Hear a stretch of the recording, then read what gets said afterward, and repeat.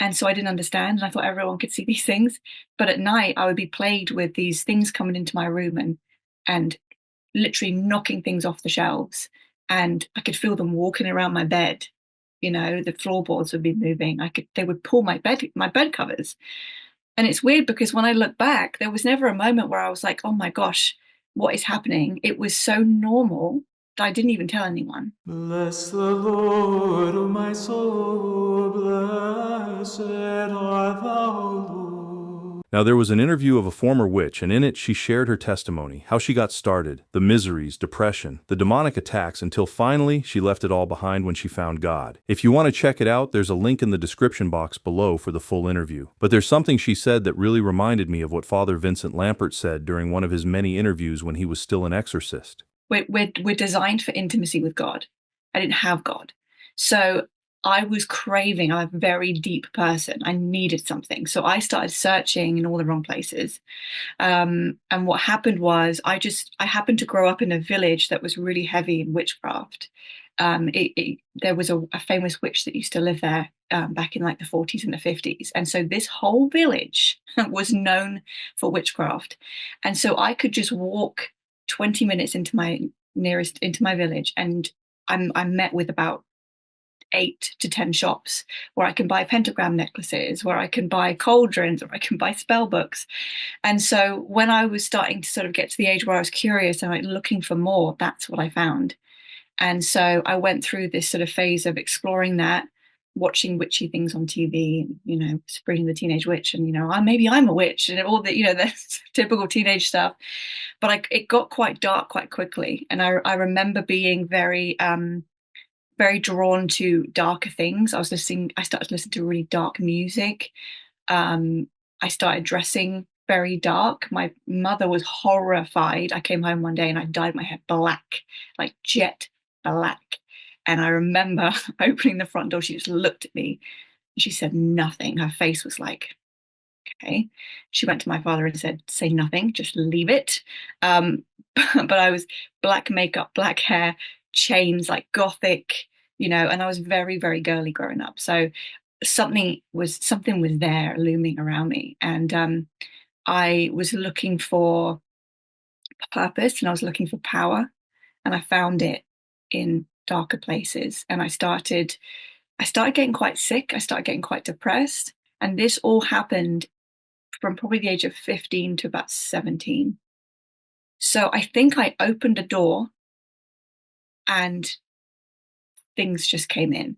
And I think I was easily accessible to that realm because I didn't understand it, but I also had a prophetic gift where I could see things.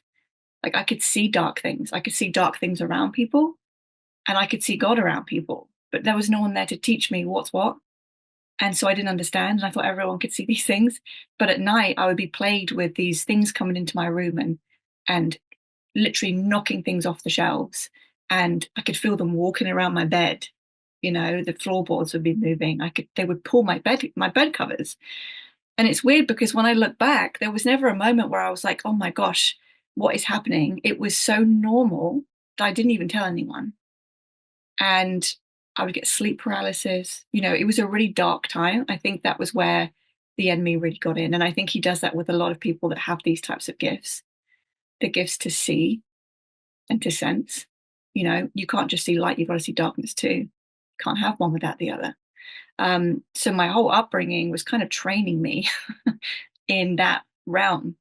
And I learned to understand it, but it was really dark. And I would just, so I struggled to sleep because I could just feel these things around me. And then it started to show up in my daily life where, yeah, suddenly I'm pin thin, I'm depressed, and I needed intimacy. Like I needed that closeness, but I couldn't find it in people. And I didn't have people around me that knew God.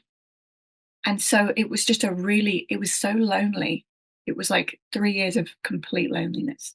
And here's the clip of Father Lampert I was referring to earlier. Listen to this. It's easy to say that one believes in God when everything's going great. So I do believe that anyone who takes their faith seriously, anyone who tries to combat the devil, can expect to experience some type of oppression or demonic attacks in their life. Oftentimes it's like a heaviness on your chest, and there's this almost utter despair that you feel. Literally, the demon is trying to jump on you, and there's this sense of utter despair and hopelessness. Some of it can be in the form of, I've seen demons kind of in a physical form, if you will. The times that I've actually seen demons, and I think God permits that, it's like a very dark blob. And it's the darkest dark that you can imagine. Because again, remember, Lucifer, being the light bearer, used to glow with God's glory. I have 6 brothers and 2 sisters. When I was a kid, my brothers and I used to take these rubber balls that would glow in the dark, and we would put them up against a light bulb where it could absorb the light, and then we would turn the light off and it would glow. But eventually, the glowing ball would start to fade unless it was constantly fed by the light. So we as Christians constantly need to be fed by the light of Christ. And when we're not, we lapse into darkness. So demons, because they're no longer fed by the glory of God, it's kind of almost like a black hole, if you will, when you can see a demon. This very dark blob, if you will, that literally is like a black hole. And I've witnessed that in my life. And again, that goes back to just it being in complete, utter darkness. There is no light. Sometimes people, when they think of hell, they always think of the fires of hell. But really, hell would be the cold, if you will, because there is no presence of God. There is no glory of God. And so we think of the devil as utter darkness. But when we think of Christ as Christians, we think of light. So for Christians, if you're living out your faith, the light is always on. But if one is living a life of sin, the light is off. Darkness. I didn't plan to make a long video for this one. I always try to make it short for our lessons here, but I'll share this one with you from Father Iannuzzi before we get to the end of the video. So when the devil attempts you or tries to distract you or sow fear into your heart, even through these gloom and doom preachers that from time and again are proven false by the church, just tell the devil when he enters your mind with these distracting, despairing thoughts, these ill thoughts placed in my mind, to thee, O Jesus, I quickly bind, that thou might cast them far from me. By thine own fiat, set me free. So courage is a very powerful tool against fear. Now, in these end times, we're being given by the media, the secular media. They call it a psychological operation, a psy-op.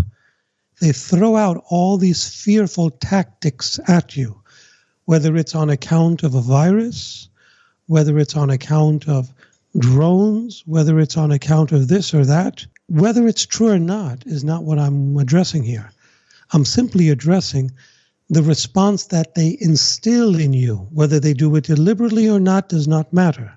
What matters is this fear has no place in you as a Christian. And courage is the answer. That gives you peace. But courage does not come by itself. It's the fruit of number one, what Jesus told Louisa and what Mary told Josefa Menendez. Humbling yourself in prayer. Considering yourself unworthy to merit such trials. Resigning yourself to the divine will. And in that moment, peace comes. And you offer up those trials as a pleasing sacrifice, a holocaust, an oblation to God of praise, satisfaction, reparation for the offenses he receives. And the devil, seeing you courageous, which is the last quality that follows humble prayer, resignation, offering up, courage. Once he sees that courage, he flees. Well then, that will be all for the video this time. And as always, thank you so much for taking the time to be here with us, and hopefully all of you have learned so much from this video. And remember, if ever you have any feedback or suggestion, please let us know in the comments below. And until the next one, thanks again for watching and may God bless you.